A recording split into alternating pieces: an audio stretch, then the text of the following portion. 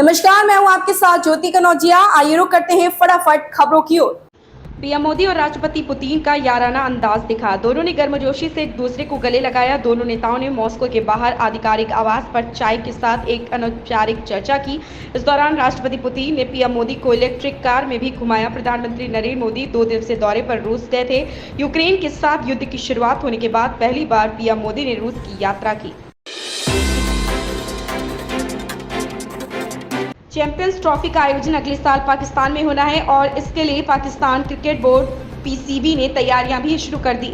इस बात पर सभी की नजरें हैं कि भारतीय टीम इस टूर्नामेंट के लिए एक पड़ोसी देश की यात्रा करेगी या नहीं। भारतीय क्रिकेट कंट्रोल बोर्ड ने आधिकारिक रूप से इस बारे में कुछ भी नहीं कहा, लेकिन बताया जा रहा है कि टीम चैंपियंस ट्रॉफी के लिए पाकिस्तान की यात्रा नहीं करेगी। नरेंद्र मोदी सरकार ने 2047 तक भारत को विकसित देश बनाने का लक्ष्य निर्धारित किया। आम बजट के जरिए सरकार की इच्छा विकसित भारत का रोड मैप तैयार करने की। प्रधानमंत्री नरेंद्र मोदी गुरुवार को देश के प्रमुख अर्थशास्त्रियों और विभिन्न क्षेत्रों के विशेषज्ञों के साथ बैठक कर आम बजट के संदर्भ में उनकी राय जानेंगे। इस बैठक के दौरान मुख्य रूप से आम बजट के प्रावधानों के जरिए विकसित भारत का रोड मैप तैयार करने, निवेश हासिल करने के लिए आर्थिक सुधार की रफ्तार तेज करने और मध्यम वर्ग को राहत देने के उपायों पर बातचीत होगी।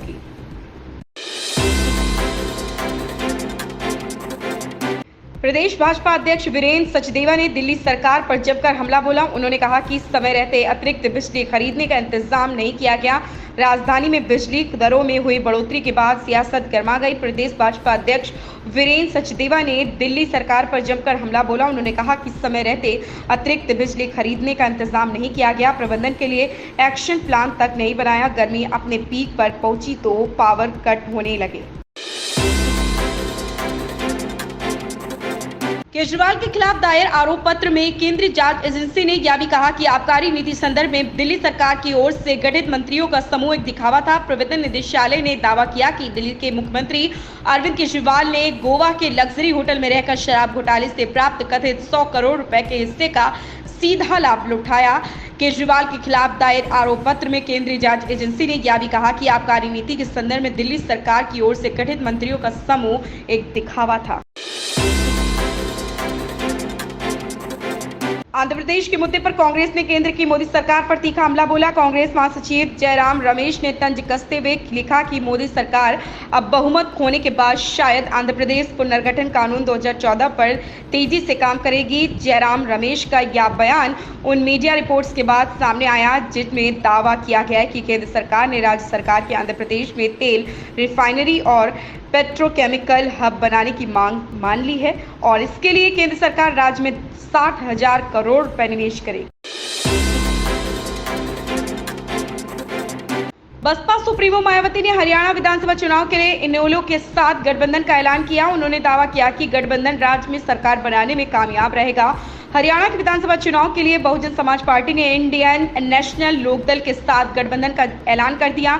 इसकी घोषणा खुद बसपा सुप्रीमो मायावती ने की। उन्होंने कहा कि बहुजन समाज पार्टी व इंडियन नेशनल लोकदल मिलकर हरियाणा में होने वाले विधानसभा आम चुनाव में वहां की जनविरोधी पार्टियों को हराकर अपने नए गठबंधन की सरकार बनाने के संकल्प के साथ लड़ेंगे, जिसकी घोषणा में मेरे पूरे आशीर्वाद के साथ आज चंडीगढ़ में संयुक्त प्रेस वार्ता की गई।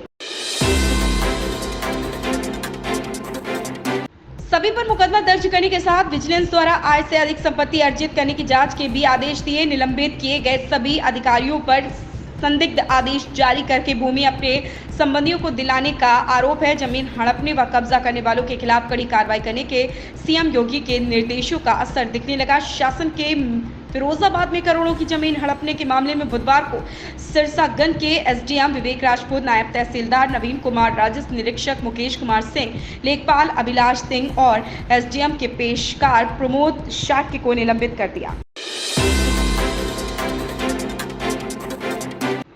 जडेजा ने हाल ही में संपन्न हुए टी20 विश्व कप के बाद टी20 अंतर्राष्ट्रीय से संन्यास लेने की घोषणा कर दी। सुंदर ने जिम्बाब्वे के खिलाफ तीसरे टी20 मैच में शानदार प्रदर्शन किया था, जिसके लिए उन्हें प्लेयर ऑफ द मैच का पुरस्कार दिया गया था। जडेजा ने हाल ही में संपन्न हुए टी20 विश्व कप के बाद टी20 अंतर्राष्ट्रीय से संन्यास लेने की घोषणा कर दी है। सुंदर ने साथ ही कहा कि उन्हें भारत की T20 टीम में स्पिन ऑलराउंडर की जगह के लिए दावा पेश करने के लिए अपना 100% देने की जरूरत है। देश के सबसे अमीर व्यवसायी मुकेश अंबानी और नीता अंबानी के छोटे बेटे अनंत शादी के बंधन में बंधने जा रहे हैं। मंगेतर राधिका मर्चेंट के साथ कल शुक्रवार 12 जुलाई को अनंत 7 फेरे लेंगे। बेटे की शादी से पहले मुकेश अंबानी ने एक नेक काम किया, वह भी अपने मुंबई स्थित एंटीलिया पर। अंबानी ने शादी से पहले विशाल भंडारे का आयोजन किया। मालूम हो कि अंबानी परिवार घर में होने वाले शुभ अवसरों की शुरुआत अन्न सेवा से करता है। इससे पहले जामनगर में हुए प्री वेडिंग कार्यक्रम का शुभारंभ भी अन्न सेवा से किया गया था। इन खबरों में फिलहाल इतना ही, बने रहे हमारे साथ।